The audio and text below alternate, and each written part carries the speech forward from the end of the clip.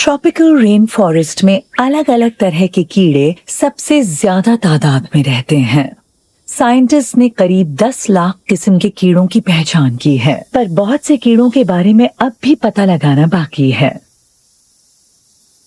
इस समूह के कई बड़े कीड़े अमेज़न के जंगलों में रहते हैं। यहाँ पाए जाने वाले सिकारा का आकार लगभग हथेली के पंजे के बराबर होता है और दुनिया की सबसे बड़ी मक्खी इंसान की उंगली जितनी मोटी होती है। बुलेट एंट दुनिया की सबसे बड़ी चींटियों में से एक है। वैसे रेन फॉरेस्ट के कीड़ों में बीटल्स की तादाद सबसे ज्यादा है। वो हर मुमकिन आकार और रूप रंग में पाए जाते हैं। कुछ पतले और लंबे होते हैं, जैसे सीधी नाक वाला वीवल, तो कुछ लीफ बीटल की तरह छोटे और रंग बिरंगे होते हैं। ये वीवल खुद को पक्षी के बीट की तरह छुपा लेता है, पर खतरा टलते ही अचानक उसके पैर नजर आते हैं और वो चल पड़ता है। शुगर बीटल्स की तरह कुछ बीटल्स अपनी फैमिली के साथ रहते हैं, तो कुछ राइनोसरस बीटल्स की तरह अकेले रहना पसंद करते हैं, जो पुराने और सूखे पेड़ों की लकड़ियों के अंदर पलते हैं।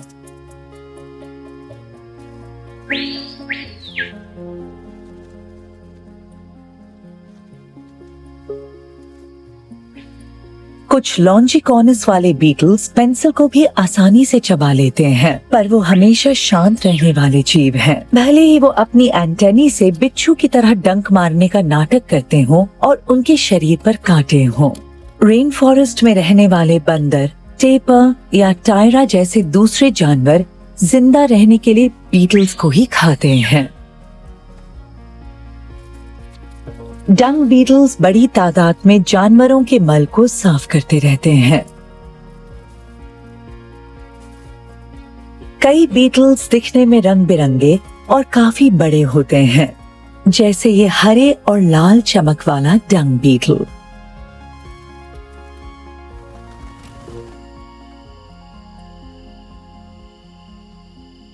आखिर ये सारे रंग, अलग अलग रूप और इतना बड़ा आकार किस लिए?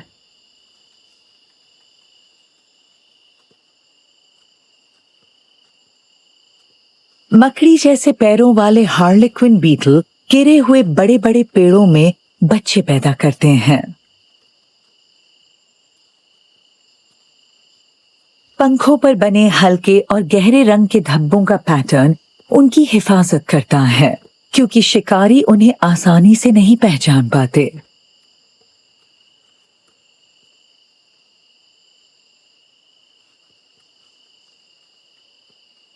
एक बार नर बीटल को मादा मिल जाए तो वो थोड़ी देर जांच पड़ताल के बाद तुरंत मिलन शुरू कर देते हैं। कुछ ही मिनटों में मिलन पूरा हो जाता है, फिर दोनों अलग हो जाते हैं। बड़ी बड़ी आंखों वाले ये जीव फिर कभी नहीं मिलेंगे। लंबी टांगों और अंडे जितने बड़े शरीर वाले हार्लेक्विन बीटल को उड़ने के लिए एक खास तरकीब की जरूरत होती है, जो एलाइट्रा यानी एक तरह की परत के नीचे छिपी होती है। इस तरकीब की वजह से ये बीटल दूर दराज के पेड़ों तक पहुंचकर कई मादाओं के साथ मिलन कर पाता है। ये तरकीब दुनिया के सबसे बड़े बीटल को भी आती है।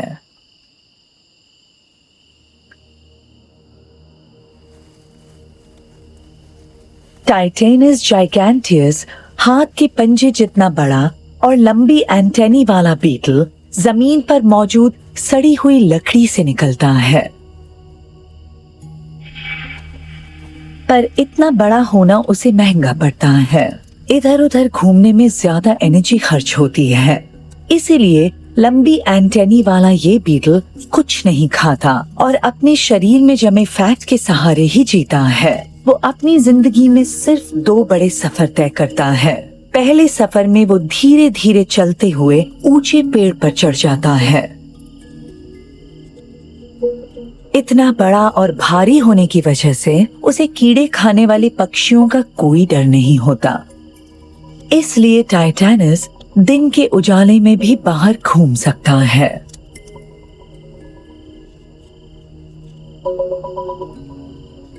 यहाँ ऊपर आकर ये बीटल रात होने का इंतजार करता है और फिर अपने दूसरे सफर पर निकलता है। पर इस बार उड़कर वो चांद की रोशनी के सहारे मादा की तलाश में निकलता है। एंटोमोलॉजिस्ट्स इस बात का फायदा उठाते हैं कि रोशनी बीटल्स को अपनी तरफ खींचती है और इसके लिए वो अल्ट्रावायलेट लाइट वाले लैंप्स का इस्तेमाल करते हैं। लेकिन टाइटैनस को बेवकूफ बनाना इतना आसान नहीं। आज बस छोटे छोटे कीड़े ही इस रोशनी की तरफ आए हैं।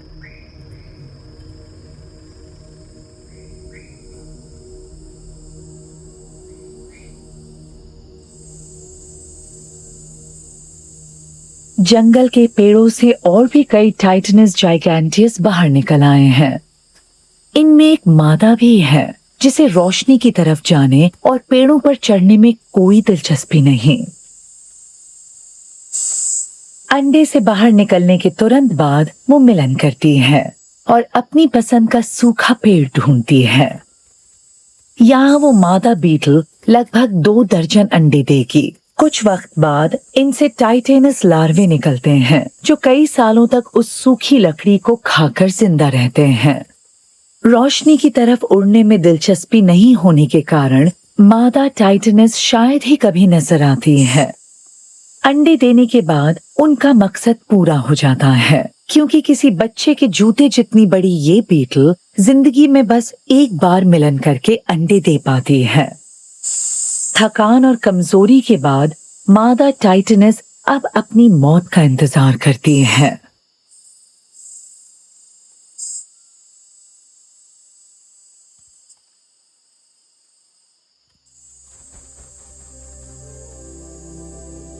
ज्यादातर किस्म के बीटल्स धरती के गर्म इलाकों में रहते हैं, लेकिन रंग बिरंगे बड़े और अनोखे बीटल्स देखने के लिए आपको इक्वेटर तक जाने की जरूरत नहीं।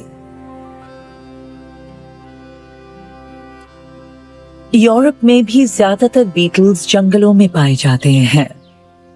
ये जंगल कुदरती तौर पर बहुत घने नहीं हैं, बल्कि ये एक तरह से सवाना जैसे हैं, जहाँ कहीं कहीं बड़े पेड़ और भूखे शाकाहारी जानवर रहते हैं।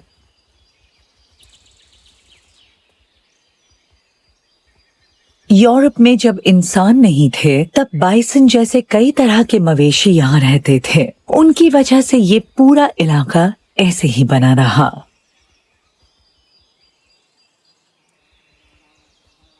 बीटल्स के लिए एक बड़ा फायदा ये है कि उन्हें साल भर कहीं न कहीं ताजा गोबर मिलता रहता है। यूरोप में सैकड़ों तरह के डंग बीटल्स पाए जाते हैं जो इसे खाकर जिंदा रहते हैं। इनमें से एक है बॉल रोलर। ये बीटल गोबर के ढेर में अंडे नहीं देते हैं, लेकिन अब सदियों पुराने शाकाहारी जानवरों से भरे वो असली कुदरती जंगल अब यूरोप में मौजूद नहीं। ताजा गोबर मिलना तो केवल एक बात है। दूसरी बात यह है कि ऐसे जानवर पेड़ों को और छोटी छोटी झाड़ियों को ज्यादा बढ़ने नहीं देते, जिससे वहाँ ज्यादा छांव नहीं होती। हमारे कॉन्टिनेंट से जंगली जानवरों के झुंड तो गायब हो गए हैं, लेकिन इंसानों ने उनकी कमी पालतू जानवरों से पूरी कर दी है। ये पालतू जानवर भी इकोसिस्टम में वही काम करते हैं जो उनके जंगली पूर्वज किया करते थे। शर्त बस इतनी है कि उन्हें तबेले में बंद रखने के बजाय बाहर खुले मैदान में रहने और चरने दिया जाए।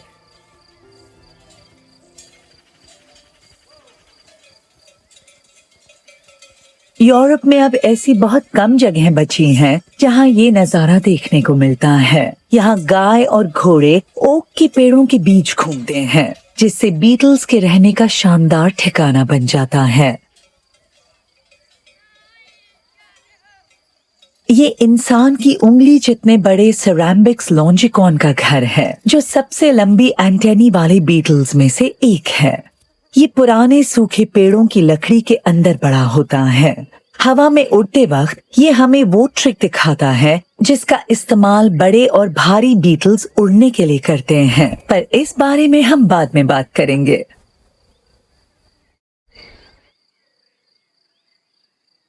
ओक की छाल पर लगी चोट से रस निकलता है।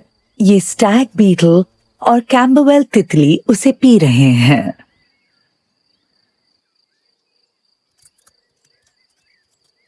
सेरेम्बिक्स बीटल भी इस रस की खुशबू सूंघ कर आता है ताकि वो ज्यादा से ज्यादा मीठा रस पी सके, लेकिन इस पर उसे अपना हक बनाए रखना होगा।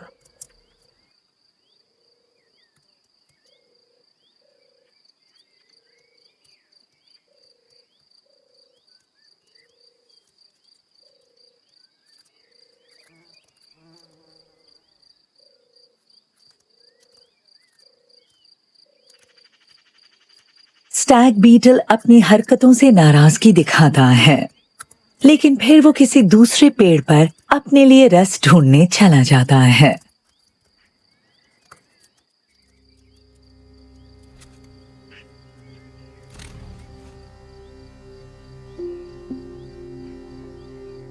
ओक के पुराने जंगलों में अक्सर पेड़ों में खोखली जगहें मौजूद होती हैं।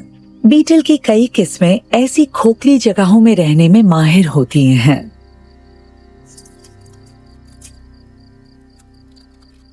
यूरोप में हर्मिट बीटल फूलों पर रहने वाले सबसे बड़े बीटल्स हैं। नायाब किस्म का रस्टी क्लिक बीटल भी यहीं रहता है। ये हर्मिट का सबसे बड़ा दुश्मन है।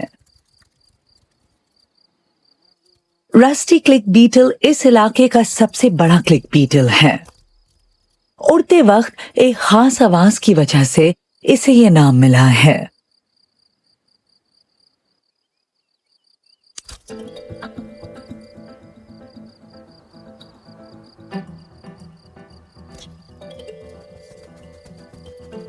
ऊंची उड़ान भरने की काबिलियत सिर्फ रस्टी क्लिक बीटल के पास नहीं, दुनिया भर में 10,000 किस्म के अलग अलग बीटल्स में ये खूबी होती है।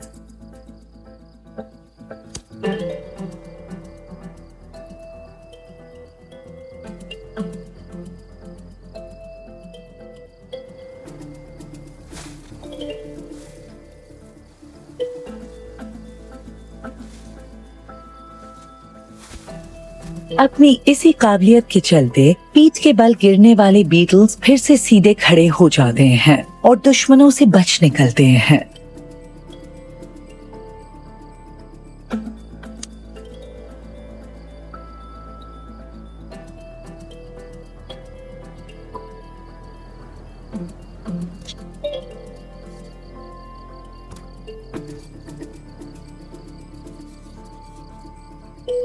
हर्मिट बीटल कबूतर के अंडे जितना बड़ा होता है और रस्टी क्लिक बीटल की तरह ये भी अपनी पूरी जिंदगी ओक के किसी पुराने पेड़ के खोखले हिस्से के भीतर या उसके आसपास बिताता है।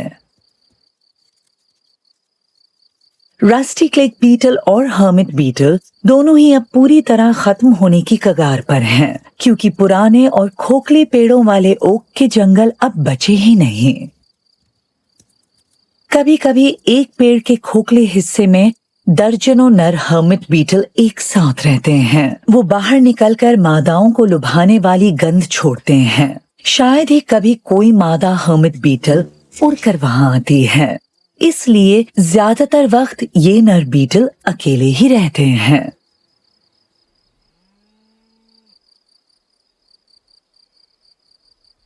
एक ऐसा बीटल भी है जिसे कई बीटल एक्सपर्ट्स अपनी पूरी जिंदगी में कभी नहीं देख पाते। वो पुराने ओक के पेड़ों के नीचे रहते हैं, जहां चरने वाले जानवर इस जगह को उनके रहने लायक बनाए रखते हैं। ये न सिर्फ हर्मिट बीटल की तरह नायाब है, बल्कि अपनी पूरी जिंदगी छिप कर रहता है और तभी बाहर निकलता है जब दूसरे जीव आसपास मौजूद नहीं होते। अर्थ बोरर बीटल जमीन के अंदर रहते हैं।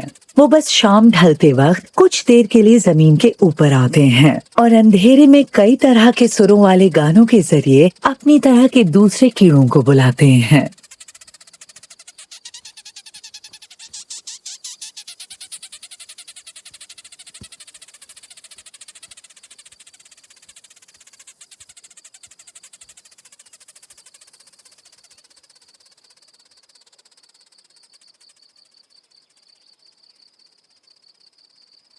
ओक के पेड़ के नीचे, उसके अंदर और ऊपर 1000 से ज्यादा किस्म के बीटल रहते हैं।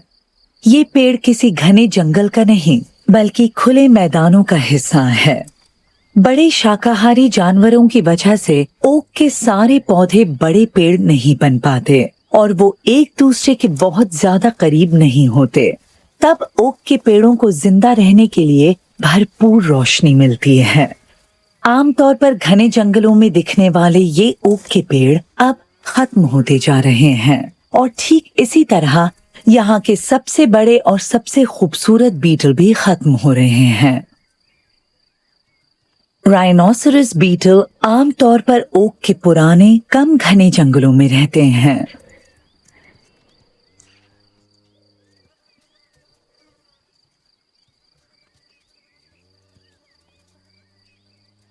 राइनोसरस बीटल जैसे बड़े और आसानी से दिखने वाले जीवों के अलावा ओक के पेड़ पर कई किस्म के छोटे छोटे बीटल भी रहते हैं।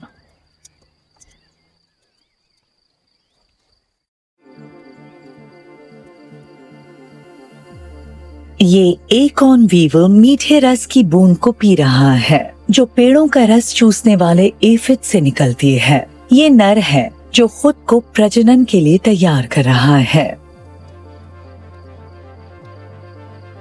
मादा एकॉर्न वीवल की सूंड नर से भी ज्यादा लंबी होती है।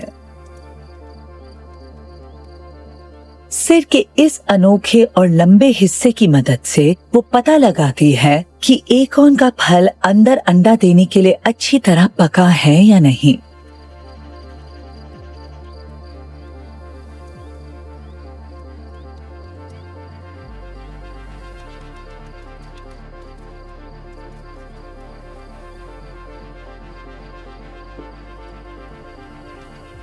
वो नर के पास आती है,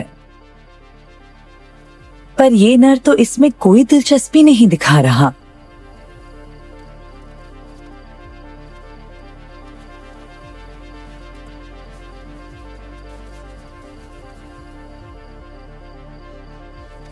इसीलिए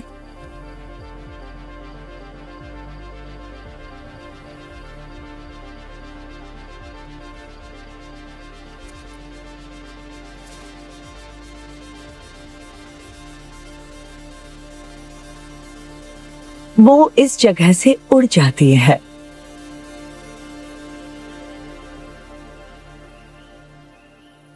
ओक का पेड़ अलग अलग तरीकों से ढेर सारी बीटल्स का पेट भरता है। पेड़ के ऊपरी हिस्से में जेट ब्लैक चींटियां किसी रखवाले की तरह एफिड्स का ख्याल रखती हैं और उनसे रस निकालती हैं। इन पेड़ों का रस चूसने वाले जीवों की देखभाल और हिफाजत के बदले चींटियों को मीठा रस मिलता है जिसे वो अपने बिल तक ले जाती हैं।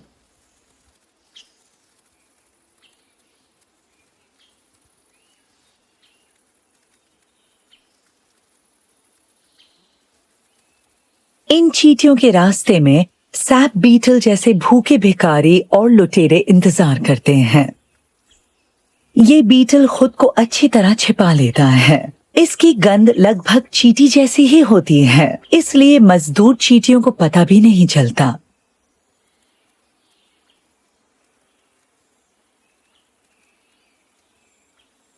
शिकारी रोव बीटल को भी मौके का इंतजार है। वो लापरवाह चींटियों के पास चुपके से आते हैं और गर्दन पर डंक मारकर उन्हें पैरालाइज कर देते हैं। इधर सैप बीटल चींटियों के झुंड में घुल मिलकर बड़े हक से खाना मांगता है और एक चींटी तुरंत अपने मुंह से थोड़ा सा एफिड का मीठा रस उसे दे देती है।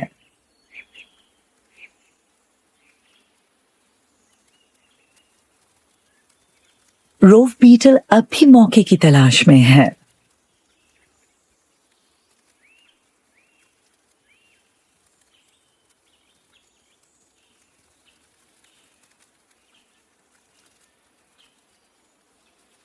सैप बीटल लगातार खाना मांगकर अपना पेट भरता है और उधर रोव बीटल अपने शिकार को खींचकर ऐसी जगह ले जाता है जहां वो उसे आराम से खा सके।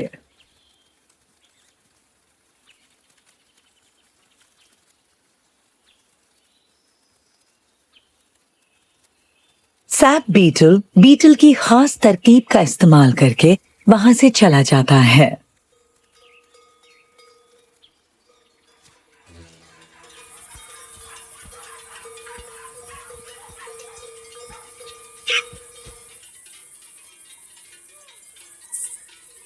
जानवरों के चरने के लिए बने बड़े बड़े मैदानों में फूलों की भरमार होती है। ये कई कीड़ों के लिए अच्छा है, सिर्फ 6 स्पॉट बर्नेट जैसी तितलियों के लिए नहीं बल्कि कई बीटल्स के लिए भी।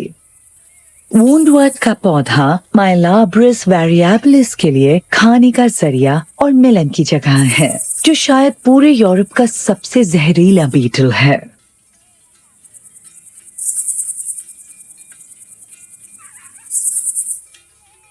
जानवर जिन जगहों पर चरते हैं वहां भी साल भर कुछ जगहों पर घास और झाड़ियां लंबी और हरी भरी रहती हैं, खासकर वो पौधे जिनमें चुभने वाले कांटे होते हैं या जो जहरीली या कड़वी चीजें बनाकर अपने पत्तों में जमा रखते हैं। जानवर इन पौधों से दूर ही रहते हैं और इसीलिए कई कीड़े अंडे देने के लिए इन्हीं जगहों को चुनते हैं। बड़े आकार के बैंडेड ग्रास हॉपर गायों के सहारे जिंदा रहते हैं। एक जमाने में ये ग्रास हॉपर हर जगह दिखाई देते थे, लेकिन आज सेंट्रल यूरोप में ये लगभग खत्म हो गए हैं, पर ईस्टर्न यूरोप में अब भी नजर आते हैं, जहाँ चरने के लिए बड़े मैदान मौजूद हैं, बिल्कुल माइलाब्रिस वेरिएबलिस की तरह। इन मैदानों में इन दोनों जीवों को अंडे देने के लिए मनपसंद जगह मिल जाती है। ये मादा बीटल उसी जगह की तरफ जा रही है।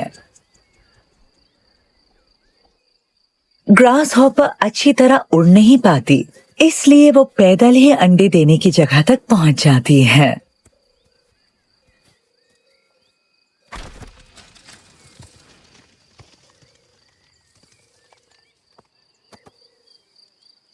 गायें अक्सर छांव और गिरे हुए फूलों की तलाश में पुराने सेब के पेड़ के नीचे आती हैं, इसलिए वहाँ की जमीन साफ रहती है। ये कई जीवों के लिए बहुत अच्छी बात है। मादा बीटल नरम मिट्टी में अपना पहला गड्ढा खोदना शुरू करती है। इसमें करीब 1 घंटा लग जाता है।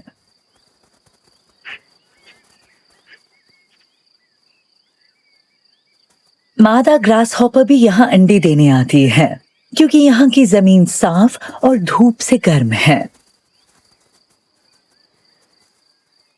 बीटल ने काफी गहरा गड्ढा खोद लिया है और अब वो यहाँ 50 अंडे देने वाली है।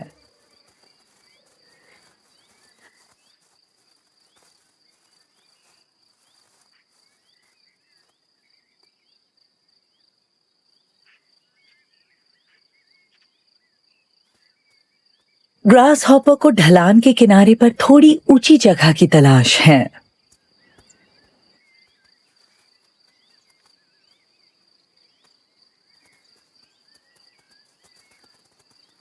ये मादा बीटल उस गड्ढे को फिर से बंद करने वाली है। वहीं दूसरी तरफ लंबे पैरों वाली मादा ग्रास हॉपर को आखिरकार अपने अंडों के लिए सही जगह मिल गई, पर शायद इन अंडों से बच्चे कभी बाहर ही नहीं आ पाए। माइलाब्रिस वेरिएबलिस दूसरे जीवों के सहारे जिंदा रहते हैं और खास तौर पर ग्रास हॉपर्स का शिकार करते हैं। ये यहाँ अंडे छुपा कर रखती है ताकि उसके लार्वे बाद में ग्रास हॉपर के अंडों को ढूंढकर खा सकें, उन अंडों से छोटे ग्रास हॉपर के निकलने से पहले। उसके बाद ही ये लार्वे बड़े बीटल्स बन पाते हैं। कुदरत का ये तालमेल और खूबी हैरान करने वाली है, पर इससे भी ज्यादा अनोखे रूप देखने को मिल सकते हैं।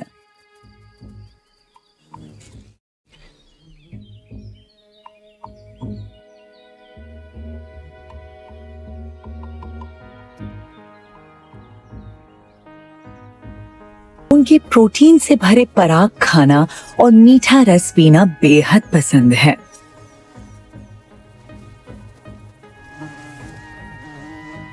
मादा बीटल लगातार खाती रहती है और उसके पेट में हजारों अंडे तैयार हो जाते हैं।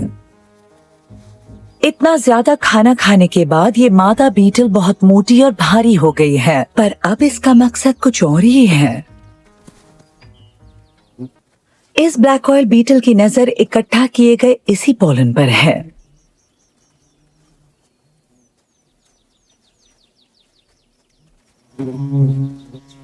इन जंगली मधुमक्खियों के छत्ते ब्लैक ऑयल बीटल के लिए बेहद जरूरी हैं।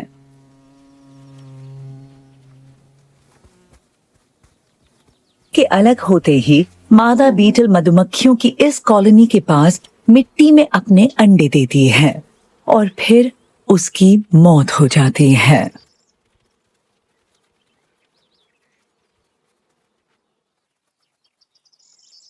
कुछ वक्त बाद जमीन में इंतजार करते हैं। जैसे ही मधुमक्खी फूल पर बैठती है, ऑयल बीटल के लार्वे उस पर चढ़कर चिपक जाते हैं।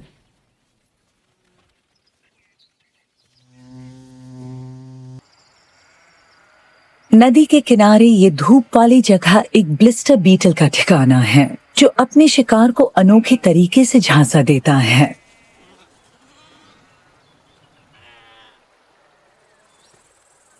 नीचे जमीन में बने छोटे छोटे छेदों से आईवी बीज निकल रही हैं। ये आईवी मधुमक्खियां ब्लिस्टर बीटल के साथ इसी जगह रहती हैं। इन बीटल्स का कुछ देर बाद ही अंडे दे देती हैं। बाकी ब्लिस्टर बीटल की तरह वो अपने अंडे मिट्टी में छिपाने के बजाय सीधे फूलों के अंदर देती है।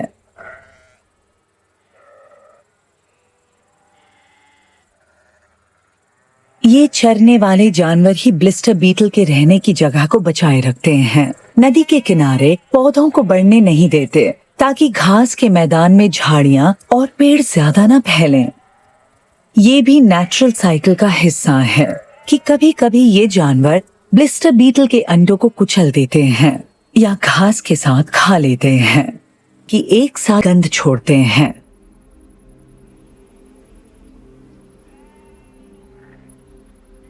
ठीक उसी वक्त खिली धूप में नदी के किनारे ढेरों नर आईवी मधुमक्खियां मादाओं से पहले निकल आते हैं।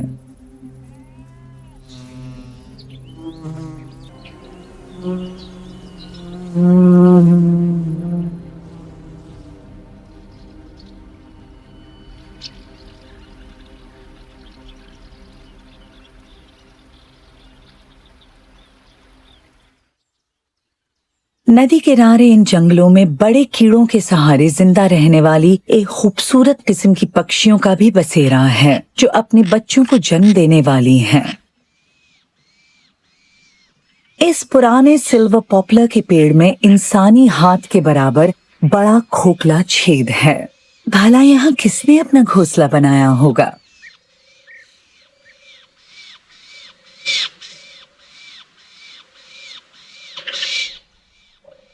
शायद यूरोप के सबसे रंगीन पक्षी के बच्चे खाने का इंतजार कर रहे हैं।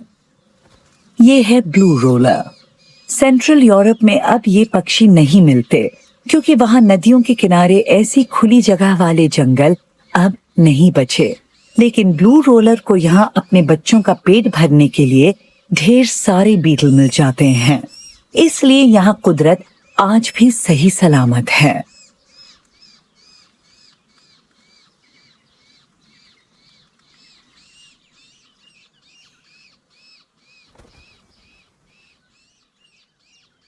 लेकिन मॉडर्न तरीके से खेती वाले इलाकों के बीच भी, जहां किसी को उम्मीद नहीं होती, वहां आज भी ये बीटल मौजूद हैं।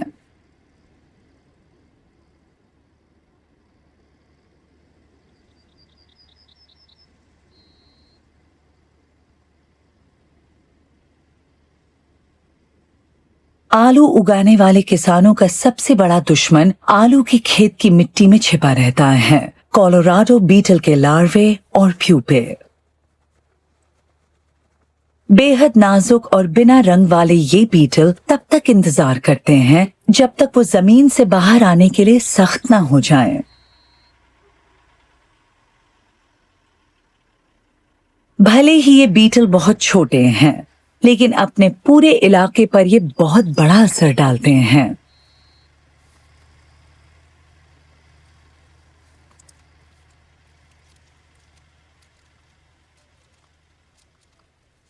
हर एक बीटल बहुत धीरे धीरे आलू के पत्तों का बस थोड़ा सा हिस्सा खाता है।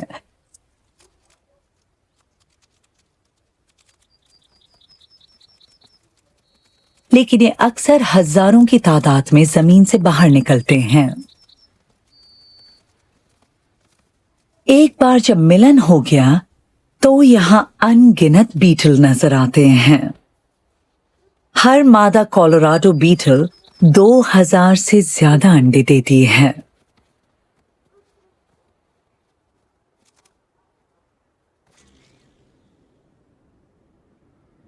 जल्दी ही पूरा खेत बिल्कुल खाली दिखने लगेगा।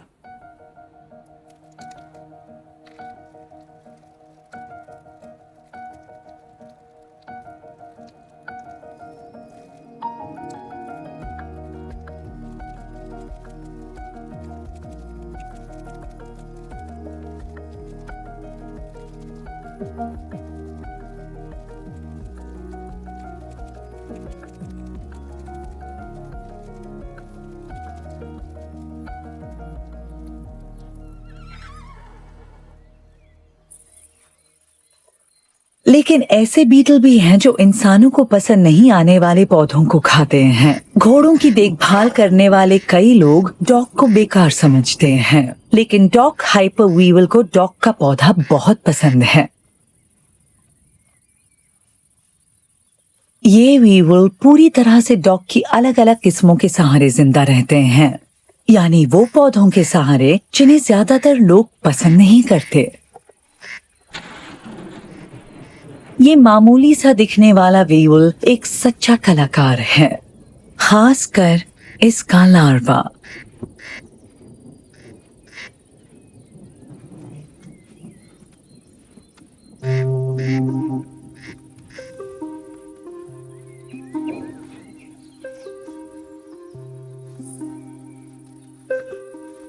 लेकिन पूरी तरह बड़ा वीवल बनने से पहले डॉग वीवल का लार्वा एक जाल बुनता है जो काफी हद तक बेहद शानदार क्रिसमस बॉबल जैसा दिखता है।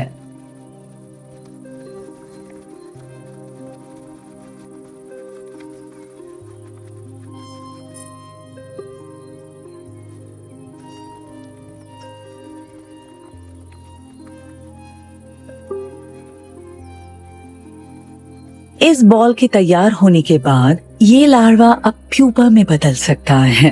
एक हफ्ते बाद उसके अंदर से बेहद नाजुक और सफेद रंग का बीटल बाहर निकलता है।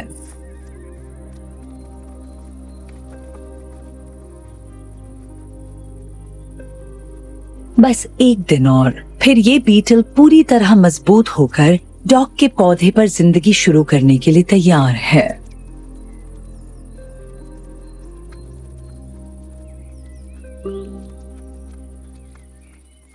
अब ये सख्त ककून को काटकर बाहर निकलेगा, जिसने अब तक उसकी हिफाजत की। इस काम में कई घंटे लग जाते हैं।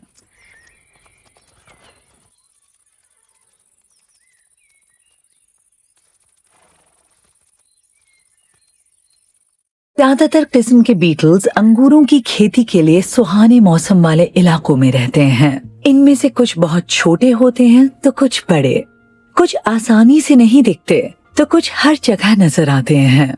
कभी कभी बगीचों, जंगलों या घरों के आसपास रिप्रोड्यूस करने वाले बड़े बीटल्स बड़ी तादाद में दिखाई देते हैं।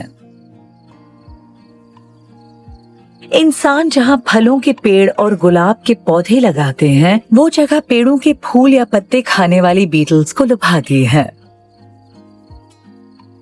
कई जगहों पर लोग कॉकचेफर के धीरे धीरे गायब होने पर अपना दुख जताते हैं। लेकिन यूरोप की बड़ी नदियों की घाटियों में फलों की खेती करने वाले किसान आज भी इसके सब कुछ सफाचट करने वाली आदत के चलते इसे एक बड़ी मुसीबत मानते हैं। वैसे बड़ी तादाद में नजर आने पर ये कीड़े इंसानों की नजर में नुकसान की वजह बन जाते हैं, लेकिन कुदरत के लिए कॉकचेफर कई मायनों में फायदेमंद साबित होते हैं।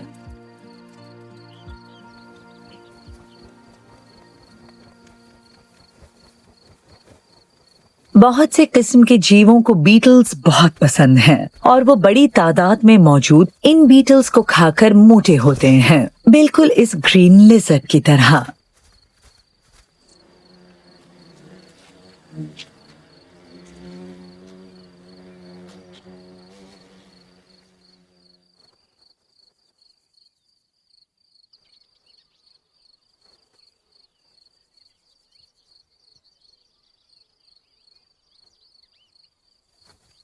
ये केस्ट्रल पक्षी भी कॉकचेफर को ढूंढ निकालता है और जब बीटल्स बड़ी तादाद में मौजूद हों तो कुछ वक्त के लिए ये उसका सबसे पसंदीदा शिकार बन जाते हैं और होपो पक्षी भी यही करते हैं।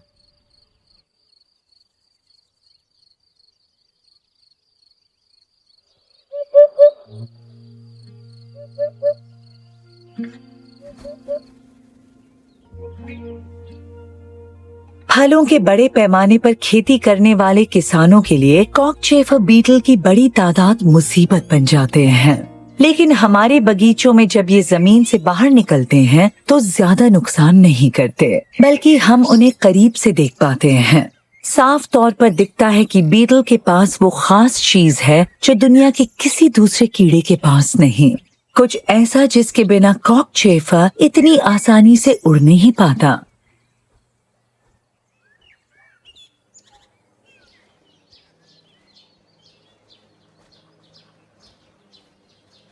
फ्लावर चेफर्स अक्सर फूलों के गमलों और बगीचों के कूड़े के ढेरों में पलते हैं। वैसे लोग इन्हें बुरा समझते हैं, पर उनके लार्वा कोई नुकसान नहीं पहुंचाते, बल्कि वो खाद बनाने में मदद करते हैं।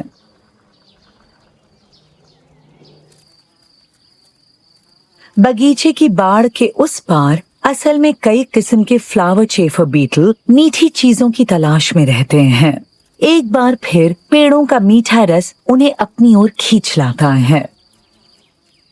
घातों की तरह चमकने वाले इस बड़े फ्लावर चेफर को साइंटिस्ट स्पेसियोसिसिमा कहते हैं और वो भी इसी मीठे रस के लिए यहाँ चला आया।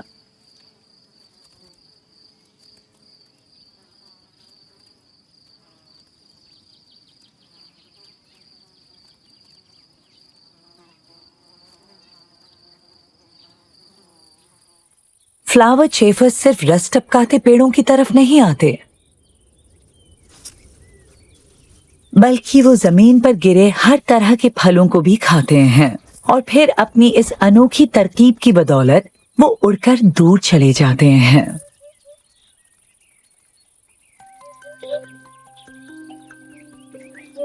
ज्यादा पके हुए चेरी के फल लॉन्ग हॉर्न बीटल को लुभाते हैं। आज घरों के आसपास फलों के अलावा ऐसे खूबसूरत बीटल का नजर आना सच में किस्मत की बात है।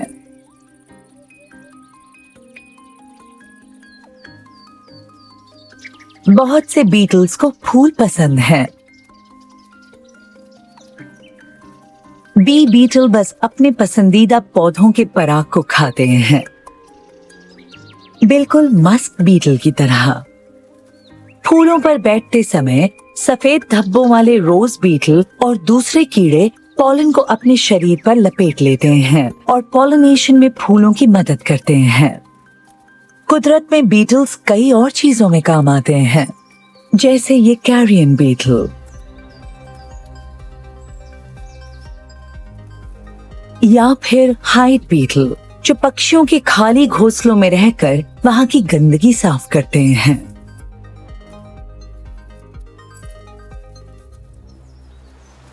ये फॉल्स ब्लिस्टर बीटल सिर्फ उन गिरे हुए पेड़ों पर रहता है जो आधे पानी में डूबे होते हैं। ये सेंट्रल यूरोप में बहुत कम जगहों पर ही दिखाई देते हैं। बाढ़ में ये पेड़ का तना बीटल की छोटी सी आबादी के साथ बह गया। इनका एक और ठिकाना खत्म हो गया।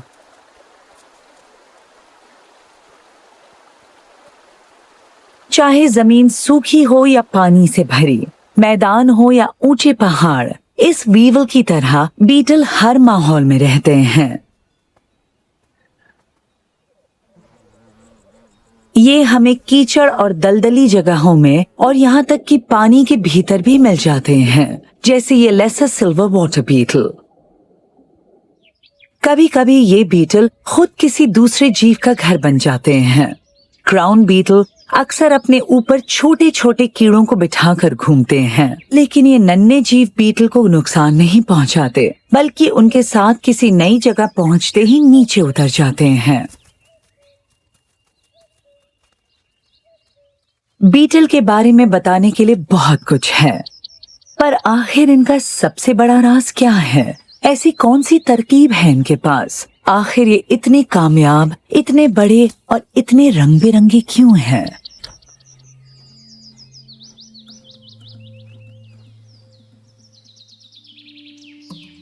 पंखों को मोड़ने वाले एक खास जोड़ की वजह से बीटल के पंख उनके खोल से दुगने लंबे होते हैं।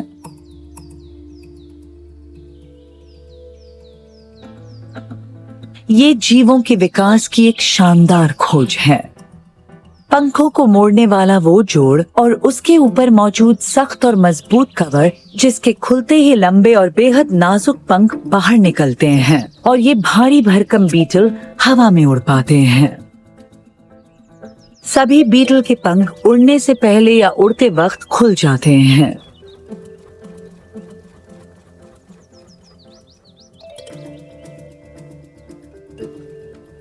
यूसिनेटेड बीटल जैसे कुछ बीटल अपने सख्त पंखों को पूरी तरह फैला लेते हैं।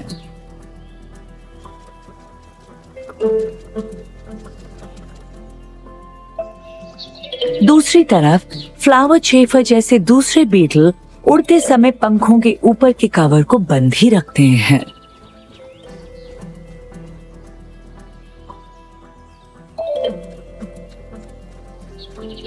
जोड़ वाली ये तरकीब और उनके पंखों की ये खास बनावट ही शायद सबसे बड़ी वजह है, जिसके चलते बीटल लगभग पिछले 30 करोड़ सालों के दौरान दुनिया में सबसे ज्यादा किस्मों वाले जीव बन गए हैं, जो जीवों की इतनी बड़ी आबादी के बीच शायद सबसे ज्यादा मायने रखते हैं। अगर ये ना हो तो कुदरत का पूरा संतुलन बिगड़ जाएगा। हर एक बीटल जीवों के विकास की शानदार मिसाल है।